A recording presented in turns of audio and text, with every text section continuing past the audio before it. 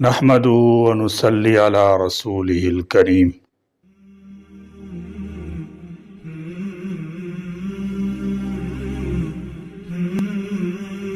گزشتہ دنوں ایک پوڑری کے پروگرام میں ایک دیوس یاسین قادری نے خلیفہ ثالث محسن اسلام ذو النورین کا لقب پانے والے سیدنا حضرت عثمان غنی رضی اللہ تعالی عنہ کی شان میں عرضہ سرائی کی۔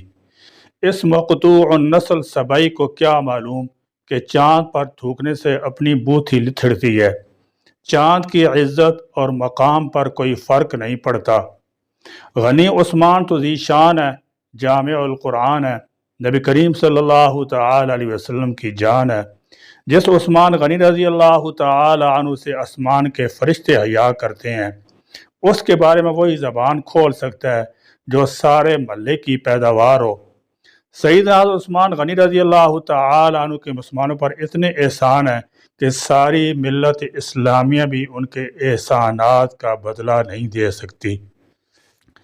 جس دن باغیوں نے حضرت عثمان غنی رضی اللہ تعالی عنہ کے مکان کا گھیراؤ کیا تو سیدنا عثمان بن عفان رضی اللہ تعالی عنہ اپنے مکان کی چھت پر چڑھے اور بلوائیوں کو قسم دے کر پوچھا، کیا تم اس حقیقت سے انکار کر سکتے ہو کہ جب مسجد نبی صلی اللہ تعالی وسلم کی توسیع کے لیے جگہ کی ضرورت پڑی تو میں نے جگہ خرید کر وقف کی اور نبی کریم صلی اللہ تعالی علیہ وسلم نے مجھے جنت کی بشارت دی۔ آج اسی مسجد نبی میں مجھے نماز پڑھنے کی اجازت نہیں۔ مدینہ طیبہ مسلمانوں کے لیے پینے کے لیے کوئی میٹھا کنواں نہیں تھا، میں نے یہودی سے بیررومہ خرید کر مسلمانوں کے لیے وقف کیا۔ سرکار مدینہ صلی اللہ تعالی علیہ وسلم نے مجھے جنت کی بشارت دی۔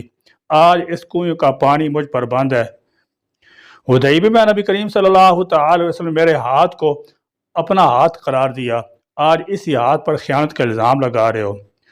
عثمان ہر فضیلت کا اعلان کرتے رہے اور باغی تصدیق کرتے رہے، مگر ان کی آنکھوں پر پردہ پڑ چکا تھا۔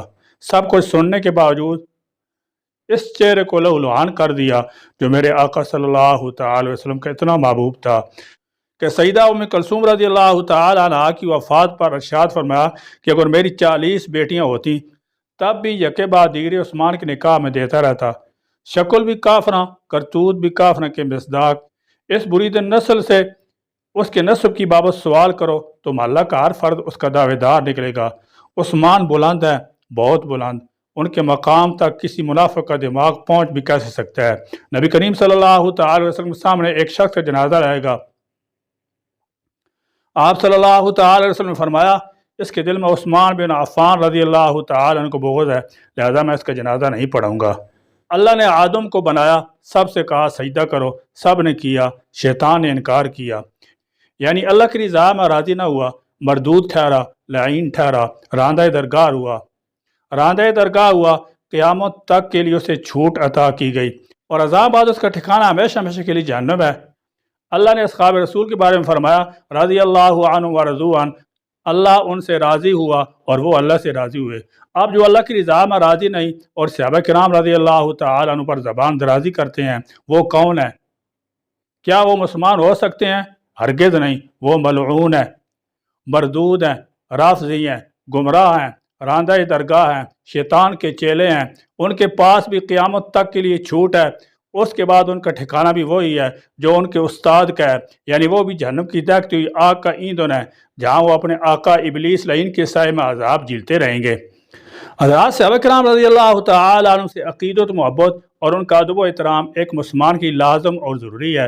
اس روئی زمین پر حضرات انبیاء علیہ السلام کے بعد مقدس ترین جماعت صحابہ کرام ہی کی ہے، جن کی عظمت و فضیلت میں قرآن کی آیتیں نازل ہوئیں اور جن کے مقام بلند کو بتانے اور ان کے حقوق سے امت کو آگاہ کرنے کے لیے امام الانبیاء سیدنا محمد رسول اللہ صلی اللہ علیہ وسلم نے گراں قدر ارشادات سے نوازا۔ صحابہ کرام وہ مقدس ترین طبقہ ہے جس نے براہ راست شمع رسالت صلی اللہ علیہ وسلم سے روشنی پائی اور منبع علم و عرفان صلی اللہ علیہ وسلم سے فیض یاب ہوئے، اپنی آنکھوں کو آپ صلی اللہ علیہ وسلم کے دیدار سے مشرف کیا، اپنے کانوں سے آپ صلی اللہ علیہ وسلم کے مبارک ارشادات کو سماعت کیا، جن کی زندگی کا بڑا مقصد نبی کی اشارہ پر جان و تن کو لٹانا اور خود کو نبی کریم کے قدموں پر نثار کرنا تھا۔ کٹھن منزلیں، سخت مرلے اور مسلسل آزمائشوں نے بھی ان کی جذبہ اطاعت فرما برداری میں کمی آنے نہیں دی، نہ ہی پائے استقامت و جنبش آنے دی۔ وہ دیوانہ وار اپنے نبی سے محبت کرتے تھے، فدائیت اور فنائیت کا حیرت انگیز نمونہ پیش کیا اور رہتی دنیا تک کے انسانوں کو بتا دیا کہ نبی کے عاشق، دین حق کے متوالے اور محمد رسول اللہ صلی اللہ علیہ وسلم کے سپاہی کیسے ہوتے ہیں، یعنی کہ وفاداری، خلوص، جانثاری کے واقعات آج بھی اور قیامت تک کے آنے والے انسانوں کے لیے اور قیامت تک کے انسانوں کے ایمان کو تازہ کرنے اور جذبہ وفا کو برانگیختہ کرنے کے لیے کافی ہیں، جنہوں نے نبی کریم صلی اللہ علیہ وسلم کے اشارہ ابرو پر مال و دولت کو نچھاور کیا، اسلام کی اشاعت اور دین کی تبلیغ کے لیے ناقابل فرموش قربانیاں دیں اور ہر طرح کی مشقت کو برداشت کیا۔ امت اور نبی کے درمیان کا مضبوط واسطہ اور اہم ذریعہ یہی صحابہ کرام ہے۔ صحابہ کرام کی عظمت اور فضیلت کے لیے کافی ہے۔ اللہ تعالیٰ نے قرآن کریم میں ان سے رضامندی کا اعلان فرما دیا، والسابقون الاولون من المہاجرین والانصار الذین اتبعوہم باحسان رضی اللہ عنہم ورضوا عنہ، اور جو مہاجرین و انصار سابق بالایمان ہیں اور بقی امت میں جتنے لوگ اخلاص کے ساتھ ان کے متبع ہیں، اللہ ان سب سے راضی ہوا اور وہ اللہ سے۔ نبی کریم صلی اللہ تعالی علیہ وسلم نے صحابہ کرام کے مبارک نفوس کو انسانوں کے لیے ہدایت کے جگمگاتے ستاروں سے تعبیر فرمایا کہ جس طرح رات کی اندھیری میں انسان ستاروں کی روشنی سے منزل تک پہنچتا ہے، اسی طرح کفر کی تاریکیوں میں صحابہ کرام کی ہستیاں مشعل ہدایت ہیں۔ آپ صلی اللہ تعالی علیہ وسلم نے فرمایا، میرے صحابہ ستاروں کی مانند ہیں، پس تم ان کی پیروی کرو، ان میں سے تم جس کی بھی پیروی کرو گے ہدایت پاؤ گے۔ الحاصل صحابہ کرام کا ادب و احترام ہر ایک کے لیے ضروری ہے۔ جو کوئی ان کی بے ادبی یا گستاخی کرے گا وہ دنیا میں بھی ذلیل و خوار ہوگا اور آخرت میں رسوا و نامراد ہوگا۔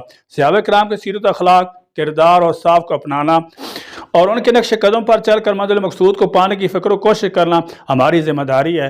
یقیناً جیسے اپنے نبی سرور کونین صلی اللہ علیہ وسلم سے محبت ہوگی تو صحابہ رضی اللہ تعالی عنہ سے بھی ضرور محبت کرے گا۔ دین کو ہم تک پہنچانے اور انسانوں کے نبی کے پیغام کو عام کرنے کے لیے صحابہ کرام نے جو قربانیاں دی ہیں، ان کا تصور بھی ہمارے دلوں میں عقیدت محبت کے جذبات کو موزان کر دیتا ہے۔ ہمارے گھرانوں میں صحابہ کرام کی سیرت و واقعات کے تذکرے ہونے چاہیے۔ ہمارے نوجوانوں کو چاہیے کہ صحابہ کرام کے حالات زندگی سے سبق لیں اور ایک بامقصد زندگی گزارنے والے بنیں اور سوشل میڈیا پر ایسے پوڑریوں کو سننے سے پرہیز کریں۔ اللہ کریم ہمیں صحابہ کرام رضی اللہ تعالی عنہ کی سچی محبت عطا فرمائے۔ آمین۔ وآخر دعوانا الحمدللہ رب العالمین۔